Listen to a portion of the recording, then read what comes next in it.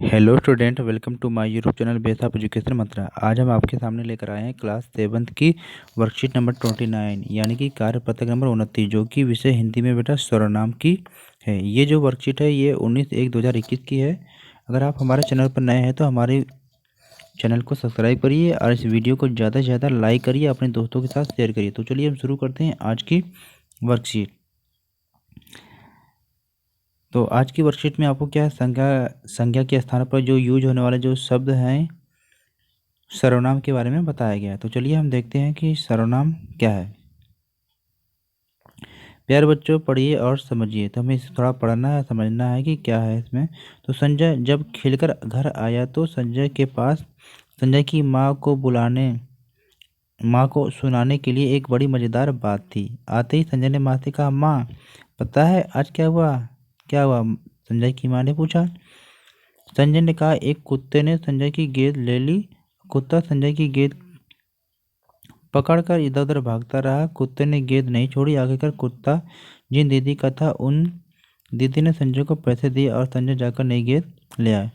तो जो जो रेड कलर से हाईलाइट किया गया है बेटा, ये सारे क्या है, संज्ञा है। लेकिन इस तरह के शब्दों का हमें प्रयोग करने में कुछ अटपटा लग रहा है। किस्सा तो मज़ेदार है, पर सुनने में थोड़ा सा अटपटा लगा है, क्योंकि बेटा संज्ञा शब्दों का बार बार प्रयोग किया गया है। और देखा जाए तो सामान्य बोलचाल में हम क्या संज्ञा शब्दों का प्रयोग बार बार नहीं कर सकते हैं। अब क्या है, अब इस पैराग्राफ को हम दोबारा से सर्वनाम के साथ जोड़कर हम इसे पढ़ते हैं। संजय जब खेलकर घर आया उसके पास अपनी माँ को सुनाने के लिए एक बड़ी मज़ेदार बात थी। आते ही उसने माँ से कहा, माँ पता है आज क्या हुआ? क्या हुआ? उसकी माँ ने पूछा। उसने कहा, आज एक कुत्ते ने मेरी गेंद ले ली।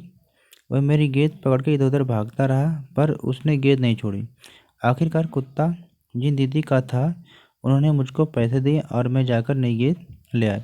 अब देखो बेटा, एक पहला पैराग्राफ था जिसमें हमने संज्ञा का यूज किया था, एक दूसरा पैराग्राफ है जिसमें हमने सर्वनाम का यूज किया है। लेकिन दोनों में से क्या जो दूसरा पैराग्राफ है वो सुनने में बहुत ही अच्छा लग रहा है, क्योंकि इसमें क्या है, सर्वनाम का यूज हुआ है। तो आप जानते हैं कि संज्ञा के स्थानों पर जिन शब्दों का प्रयोग करते हैं उसे हम क्या बोलते हैं, सर्वनाम बोलते हैं। तो यहाँ पर आप देख रहे हैं कि सर्वनाम क्या है, उसके, अपनी, उससे, उसने, उसकी, मेरी, वह, उन्होंने, उसको, मैं। ये जो आदि शब्द हैं बेटा, ये क्या है, सर्वनाम है।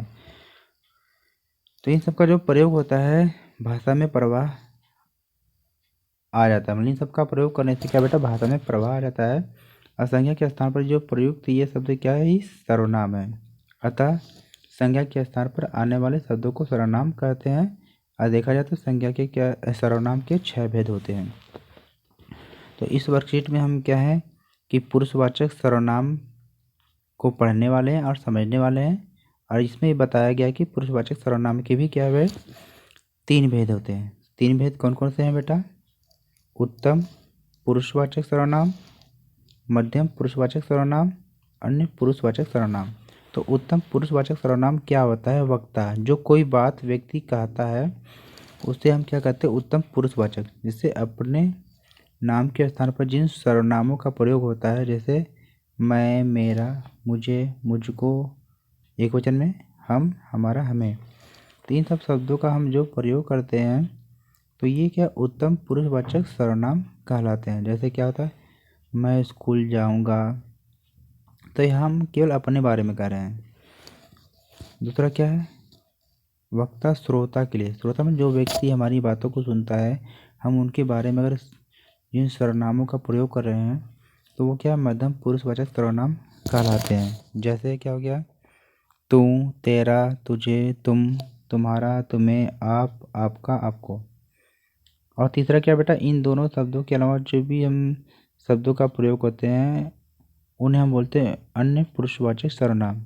वक्ता तथा श्रोता के अतिरिक्त किसी अन्य व्यक्ति या प्राणी या जिन सर्वनामों का प्रयोग किया जाता है, जैसे वह, वे और यह, ये सब क्या है बेटा, अन्य पुरुषवाचक सर्वनाम है। तो हमने देखा कि हमने इस वर्कशीट को बहुत ही अच्छी तरीके से समझा और पढ़ा। और बेटा ये एग्जाम के दृष्टिकोण से भी बहुत ही महत्वपूर्ण है, क्योंकि बार बार एग्जाम में पूछता है कि पुरुषवाचक सर्वनाम किसे कहते हैं या पुरुषवाचक सर्वनाम के भेद कितने हैं। तो चलिए आइए हम नीचे दिए गए क्वेश्चन को देखते हैं। नीचे दिए गए वाक्यों में सर्वनाम शब्दों को आपको क्या करना है, छांटना है और उसके भेद का नाम लिखना है। तो चलिए हम करते हैं। तो पहले वाक्य में बेटा वह जो है आपका है, बेटा यहाँ पर क्या है, पहले का हम देखते हैं कि वह कल आएगा। तो वह क्या इसमें क्या है, सर्वनाम है। तो ये बेटा आपका क्या है, अन्य पुरुषवाचक सर्वनाम हो जाएगा। दूसरे में क्या है, आप है, आप खुद जाकर ला सकते थे। इसमें आप जो है क्या है, सर्वनाम है। आप कौन सा सर्वनाम बेटा, ये मध्यम पुरुषवाचक सर्वनाम है। तीसरे में क्या है, हम कल बाजार गए थे। तो ये हम जो है आपका बेटा क्या है, ये उत्तम पुरुषवाचक सर्वनाम है। आगे हम देखते हैं। अब बेटा यहाँ पर हम आगे देखते हैं कि यहाँ पर यह कलम मेरी है। तो इसमें यह क्या है, सर्वनाम है। कौन सा सर्वनाम है बेटा ये, तो ये आपका कौन सा सर्वनाम है, तो ये आपका कौन सा है, अन्य पुरुषवाचक सर्वनाम है। फिर आगे क्या है, आगे हमारा क्या है, तो आगे हमारा है मैं खेलने जा रहा हूँ। तो इसमें क्या है, मैं सर्वनाम है। मैं कैसा सर्वनाम है, तो ये बेटा उत्तम पुरुषवाचक सर्वनाम है। आगे क्या है, वे सभी आज हमारे घर आएंगे। तो इसमें वे क्या है, सर्वनाम है। तो वे कौन सा सर्वनाम है, अन्य पुरुषवाचक सर्वनाम है। तो हमने सर्वनाम के पुरुषवाचक सर्वनाम के भेद में हमने देखा था बेटा कि जो मैं कहने वाला जो व्यक्ति है वो क्या होता है, उत्तम पुरुषवाचक होता है। और किसके बारे में कह रहा है, जिसके बारे में कहता है बेटा वो क्या होता है, वो मध्यम पुरुषवाचक सर्वनाम होता है। लेकिन इन दोनों के अलावा किसी और वस्तु या व्यक्ति के बारे में अगर कहा जाता है तो वो क्या होता है, अन्य पुरुषवाचक सर्वनाम होता है।